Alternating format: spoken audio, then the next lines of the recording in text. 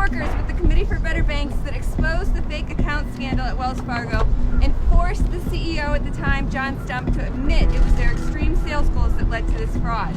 And it was the members of the Committee for Better Banks that brought to light that a third of bank tellers were on some form of public assistance and forced all of the major banks to raise their starting pay. If I could say something to Tim Sloan, I would remind him that it was bank workers who blew the whistle on the fraudulent account scandal, that if bank workers organizing with CBB hadn't stepped forward, those abuses could still be going on today, and Wells Fargo could be facing even worse repercussions.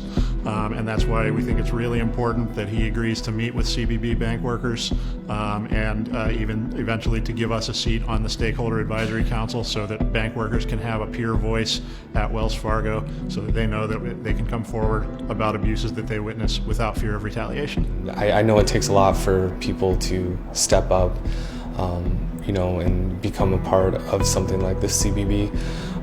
But I think it's really important, and I think as the CBB starts to grow, I think it'll become easier for people to get involved. Sales goals have got to go, hey, hey, ho, ho! Sales goals have got to go, hey, hey, ho, ho!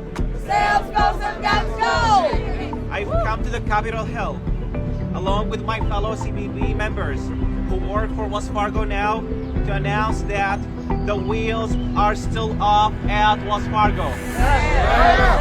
We're here to deliver a petition signed by 15,000 peoples, workers, and members of the community to Tim Sloan, telling Tim Sloan to meet with us, with the Committee for Better Banks, because we are the only legitimate, independent coalition that represent the frontline bank workers at Wells Fargo. I can't take it right now, but I'll be happy to take it after. Thank you. This is signed by 15,000 people telling you to meet with the Committee for Better Banks, as you promised last year, our meeting in Florida.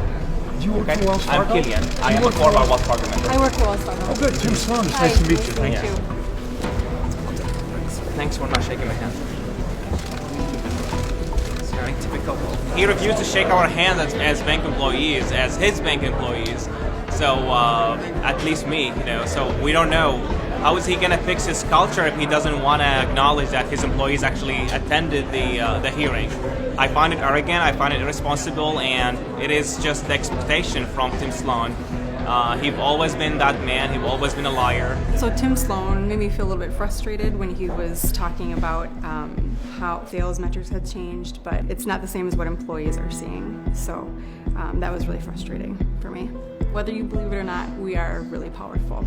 It just takes a couple of us to enact real change. And the more we stick together, the more impactful we'll be. So please sign our petition. We would love your support.